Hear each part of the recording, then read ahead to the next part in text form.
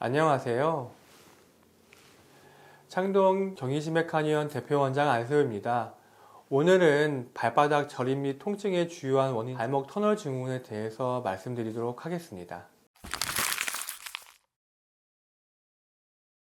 발바닥 통증을 일으킬 수 있는 질환은 크게 보면 족저근막염, 중족골통, 지간신경종, 발목 터널 증후군이 있습니다.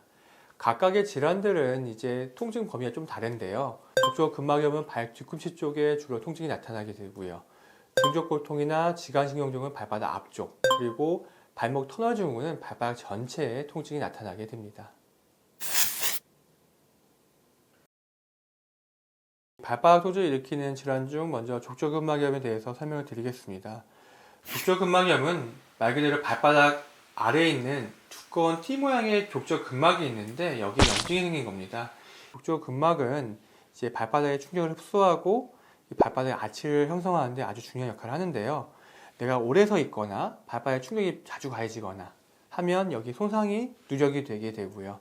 염증이 생기다 보면 이 발 뒤꿈치 뼈에 이 족저근막이 붙는 곳에 염증이 생겨서 통증이 발생하게 됩니다. 일반적으로 아침에 딱 일어났을 때 딱 손발을 땅에 디딜 때가 제일 많이 아프고요. 통증이 주로 생기는 부위는 발 뒤꿈치 쪽에 생기게 됩니다. 그리고 지간신경종이라는 게 있는데요.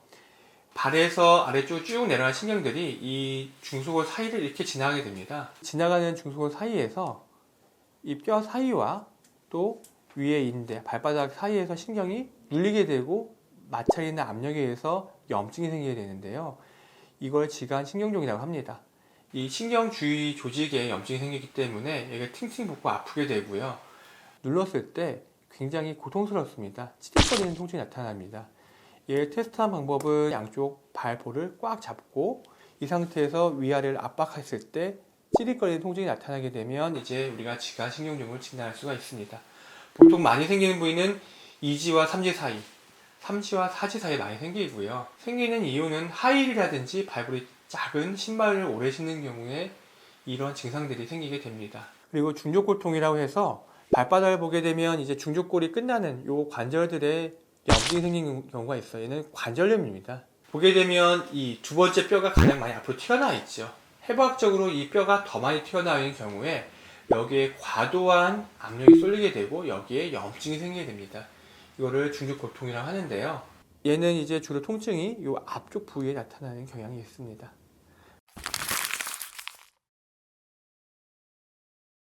발목 터널 증후군 같은 경우는 발목을 지나는 그 발목 터널에서 눌리게 되는 건데요. 예를 들어서 발목에 삐끗한 경우에 제대로 치료가 안 돼서 염증이 남아있는 경우, 또는 뼈 조각이 좀 돌아다니면서 염증이 생기는 경우, 발목에 배열이 틀어진 경우, 또 그 부위에 종양이라든지 또는 류마티스 같은 염증성 질환이 있는 경우, 이런 경우에 발목 터널이 압박을 받으면서 발바닥 쪽으로 나타나는 신경 증상이 생길 수가 있습니다.